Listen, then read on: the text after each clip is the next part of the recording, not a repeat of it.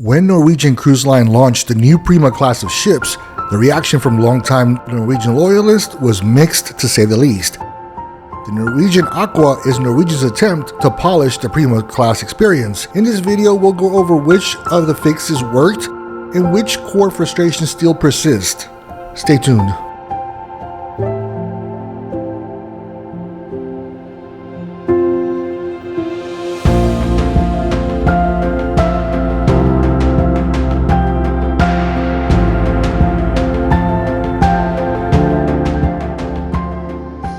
My embarkation process on Norwegian Aqua wasn't the typical process. I had a private ship tour scheduled with other travel agents before the sailing, which meant we had to check in at the Port Canaveral terminal by 9:45 in the morning. My friend April drove in from Tampa to join me for the tour, which was hosted by Norwegian. So that gives you a little bit of an idea of more of the open space, the larger cabins. It included a guided walkthrough of the public areas, as well as several cabin types, as the ship was being prepped for new passengers.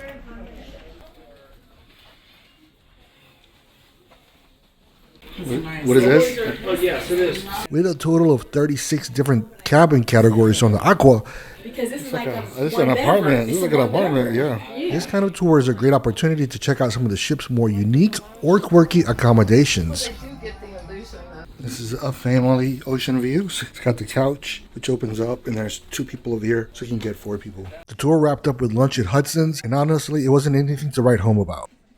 Now, because I was participating in the tour, I knew I wouldn't be able to follow the standard embarkation process. Fortunately, Norwegian was super accommodating and allowed me to complete my check-in while on board. Originally, I was supposed to disembark after the tour and go through the full check-in process again, so this was a much appreciated workaround.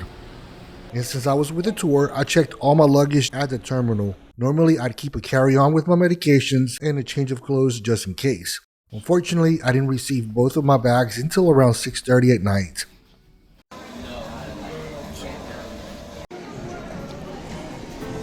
At the time of this video, dinner reservations for the Aqua were not available through the Norwegian app, and the cruise line has stated that they don't expect the app-based dining reservations to be available until October 2025.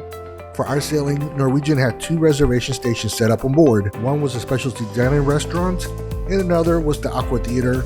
Both had long lines on embarkation day.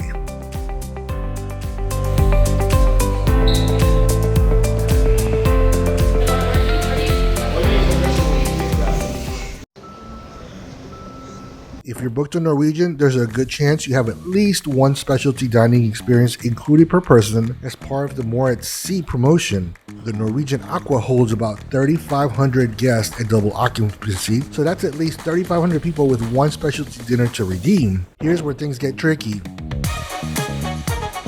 Aqua has 8 specialty restaurants with a total seating for just under 840 guests per night. Now multiply that by a 7-night cruise, and you're looking at roughly 5,880 total passengers looking for dinner seats throughout the week. Now compare that to the number of guests with included or purchased specialty dining, and it's not hard to see how demand can far outweigh availability. And this isn't just a Norwegian issue. For example, Princess Cruises with their Princess Premier package has been heavily criticized for overselling access to specialty dining. And just because you paid for a specialty meal doesn't guarantee you'll be able to book it. The same risk applies here. Too many people have access to too few dining spots. As a solo traveler, I was able to get reservations at Onda, the Italian restaurant. Everything else completely booked up. Not surprising on a fully sold out 4th of July sailing.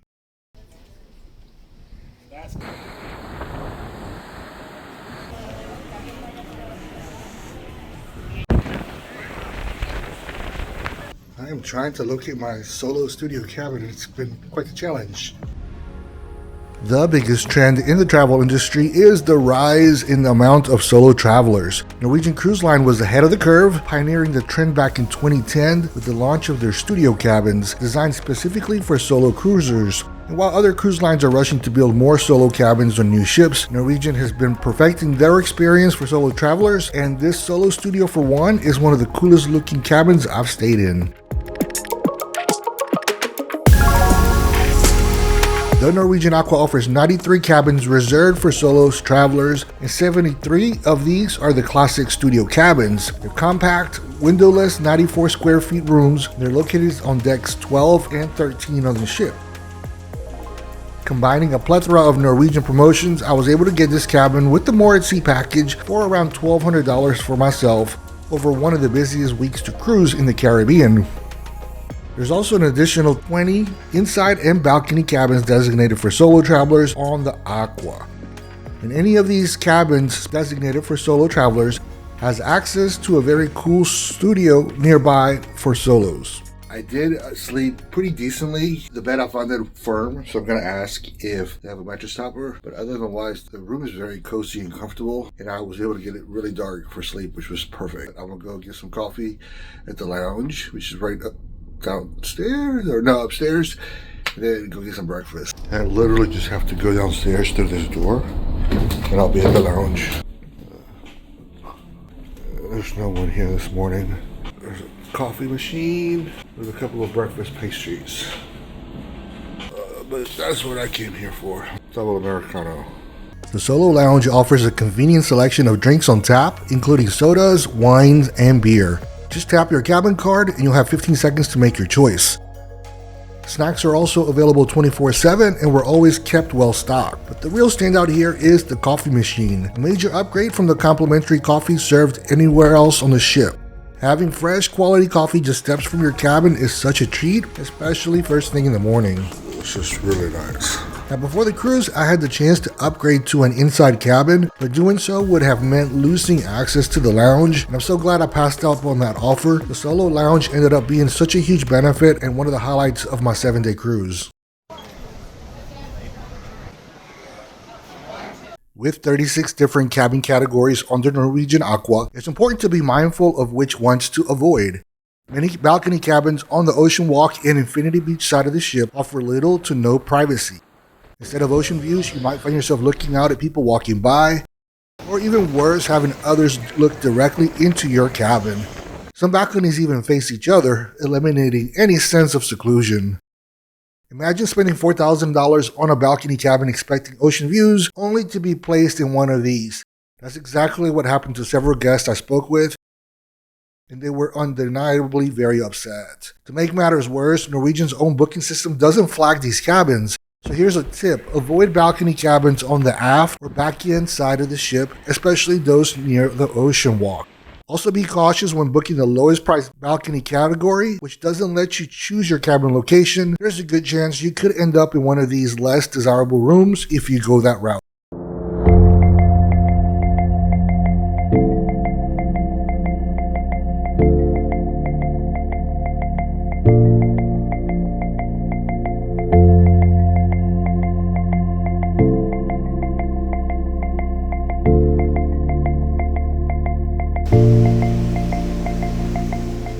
I talked about dinner reservations earlier. Now let's finish discussing food, which was my biggest surprise on the cruise. Norwegian Cruise Line promotes ultimate vacation flexibility through its freestyle dining approach. Guests enjoy open seating across various restaurants and cafes with no assigned dining times or locations. Instead, you can dine with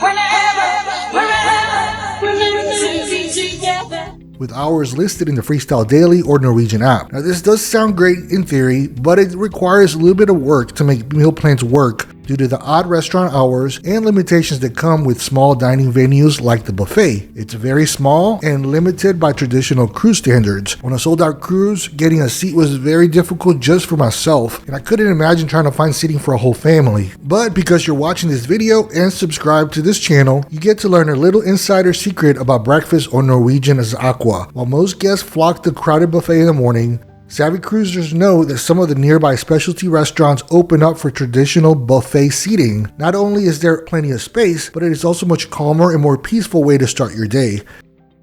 Now the selection here is more limited compared to traditional cruise line buffets, but I found the quality to be noticeably higher than what you typically expect from a cruise buffet. For example, if you prefer a sit-down breakfast, you can head over to Hudson's, the main dining room, where they serve smoked salmon and other items you usually find on the buffet.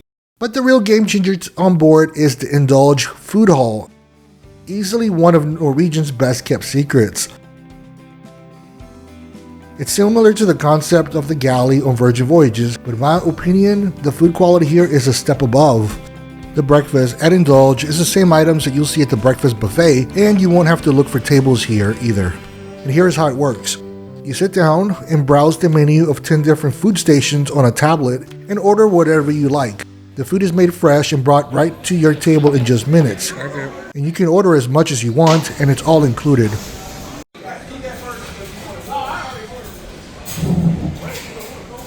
The tablets did glitch from time to time, but the staff was always quick to help. Honestly, the food at Indulge was on par with what you'd find at specialty restaurants, and in fact, this was the first 7-day cruise where I didn't even eat a single dinner in the main dining room. Why would I when I can get food this good, served quickly, and still make it to the evening entertainment, which, by the way, is a whole another conversation I'll get into later.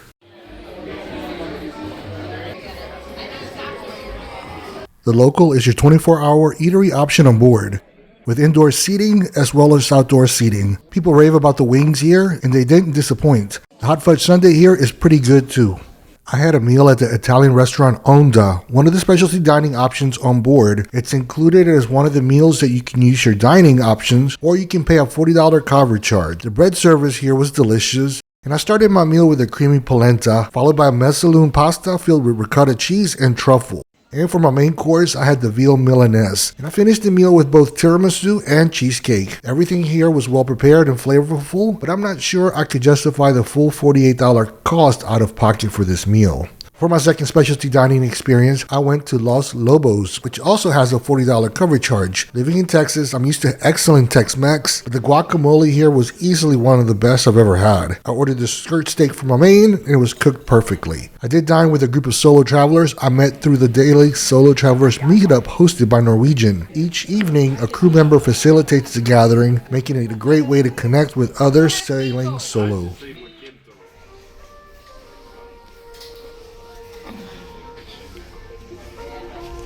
Let's talk about the ship. The Norwegian Aqua is part of the new Prima Class of ships, which has stirred up some mixed feelings among loyal Norwegian cruisers. The ship features a completely redesigned layout that to me felt strikingly similar to Virgin Voyages, with no grand atrium or iconic central space. Instead, the design focuses on spreading people out across the ship with a series of smaller, more intimate venues. This lack of central gathering place makes navigating the ship a bit of a challenge. Bars, music venues, and restaurants are scattered throughout the place, and I never quite got comfortable in finding my way around the ship. One helpful tip though, the triangular patterns on the carpet outside the cabins point forward toward the bow. Once I realized that, it made getting around a bit easier. There is a multi-level space that somewhat resembles an atrium. It's home to guest services, a Starbucks, a couple of bars, and some retail shops. But it often felt oddly gloomy, especially on the lower level, where you'll find some of the activities as well as the casino, which spans several long corridors lined up with slot machines in a layout that felt almost haphazard. The main pool was another surprise. It's quite small for a ship that carries up to 4,000 passengers, and I'm not usually one to linger by the pool, but even I found the area uninspiring with its stark, cement-heavy design. On a sold-out sailing, finding a lounge chair was nearly impossible, and the pool itself was packed with kids, which had to be closed twice for cleaning during our sailing after a child had an unfortunate bathroom accident. If sunbathing by the pool is a priority for you, be prepared for a challenge. That said, Norwegian has done a fantastic job when it comes to outdoor seating overall. Like Virgin Voyages ships, the Aqua features the Ocean Boulevard. It's a beautiful, widened promenade deck that wraps around deck 8. It offers tons of comfortable seating options, though not always in the spot you might hope for. There's also some small infinity pools along the Ocean Boulevard. They were constantly crowded every time I passed by, except in the evening.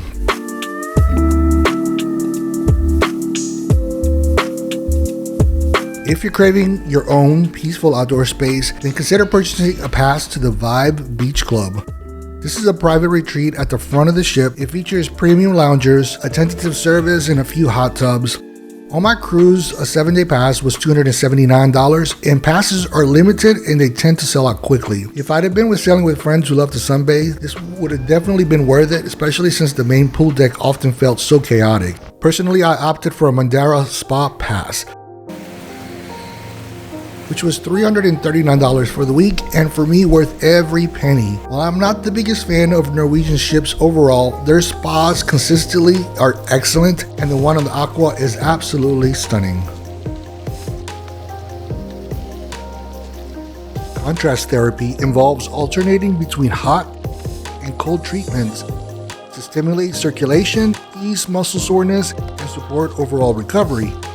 While most cruise ship spas don't offer true contrast therapy facilities, this spa is perfectly designed for it. You can start by soaking in the hot pool with the massage jets, then take a refreshing dip in the nearby cold water pool. It's not quite as intense as a traditional cold plunge, but it's cool enough to alternate between warm and cool and still enjoy the benefits. You can also practice contrast therapy in this spa by rotating between one of the large steam rooms available and 3 distinct saunas, each of them offering different temperatures and humidity levels. And finally, stepping into an ice room, which feels incredible after 20 minutes in the heat. There's even an experience shower that alternates streams of hot and cold water for an invigorating finish. Once you're done, the relaxation lounge is the perfect place to unwind. There's a generous collection of heated loungers here and cozy day beds, where I'll admit I dozed off more than once during the cruise.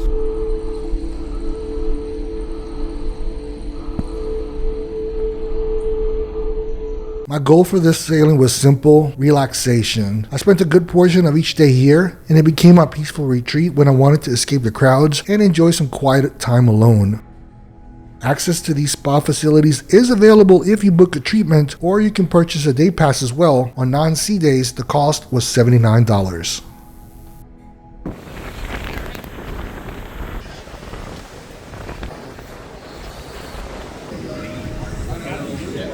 There are so many features that Norwegian seems to have copied from other cruise lines with the Aqua, and the one that stood out the most for me was their Aqua Theater, which looks identical to Virgin Voyage's Red Room Theater. The resemblance isn't a coincidence though, it's a result of shared shipbuilding origins. The Norwegian Aqua was built by Fincantieri, the same Italian shipyard behind the Virgin Voyage's ship. Norwegian has done away with the traditional cruise ship theater on the Aqua. Instead, they've introduced a large, flexible venue where the seating can retract, allowing each show to have a completely different layout. Welcome to Deal or No Deal! For events like Deal or No Deal and their signature production elements, Aqua Theater uses a standard theater-like setup. However, due to the relatively small size of the venue for a ship this large, reservations are highly recommended. If you don't have one, your only option is to line up early for standby and hope for an open seat like I did. For the production show Revolution, which features the music of Prince, the setup is completely different. The floor seating is retracted to create a standing room environment, and this show is first come first served. If you want a spot to sit, you'll need to arrive at least an hour early. It's crazy. There is absolutely no one on the floor. The whole seating section is sold out. But you want to be down here where it's fun. The space was already packed 30 minutes before showtime. If you're able to stand, that's actually the best way to experience Revolution. You'll be right up front, close with the performers, making it one of the most immersive shows on board. One of the biggest frustrations on the Norwegian Aqua was how difficult it was to get into the entertainment venues. Every space felt way too small for the demand. For example, if you wanted to catch a comedy show at the Improv, you needed to show up at least 30 minutes early just to get a seat. And Sid Norman's, which is extremely popular, often required getting in a line an hour or more before showtime. It's 7:30 and this is what the crowd looks like already. A Norwegian rep told me that St. Norman's has just 66 seats and it is designed to accommodate a large standing room only crowd in the back. But honestly, most people want to sit and enjoy a show and not stand for an hour or two. What really complicates the issue is how much of the ship is closed off to regular guests unless you are willing to pay. Norwegian has carried over and even expanded many of its exclusive access controlled areas on this new ship class. That means there's simply less public space for everyone else. The biggest offender is the Haven, an exclusive suite area that stretches across multiple decks at the back of the ship. There's also a massive kids club and arcade on board, which has some pretty high prices. So this area is where all 3 rows of solo studios are. The area where the solo cabins and solo lounge take up a lot of space and is also not open to the public. The Vibe Beach Club is also off limits unless you're booked in it or willing to pay extra. So for everyone else, the non-Haven, the non-solo, the non-Vibe, the non-Kids Club guests, you end up crammed up into what feels like a much smaller, more crowded ship. And when you combine that with small venues for shows, it can make the onboard experience feel a bit frustrating. Luckily, Norwegian replaced the go-kart track from earlier ships with the Aqua Slide Coaster, the world's first hybrid roller coaster and water slide at sea. And while both take up a significant amount of space on the top decks, the slide coaster is actually free, whereas the go-kart track has a cost. I was really excited to try the slide coaster, but the opening times listed never matched the actual operating hours. I was able to try it out while the ship was at port, and while it was cool to do once, the experience was sort of a one and done for me.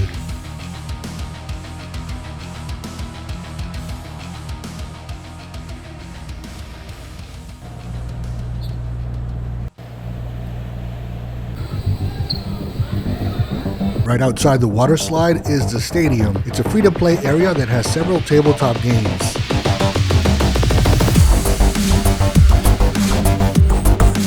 And Tea Time is an interactive miniature golf course that's going to cost you $5 to play. One of the coolest features on the ship is tucked away at the top, an area many guests never discover, the glow court. The floor is LED, the walls are LED, and the entire space can transform with multiple games programmed right into the court. Also near the top of the ship is the drop. It's a 10-story slide that sends you all the way down to deck 8. It's enclosed with a clear panel section, and some riders found themselves getting stuck there. Oh, they're stuck. They're stuck. They got stuck.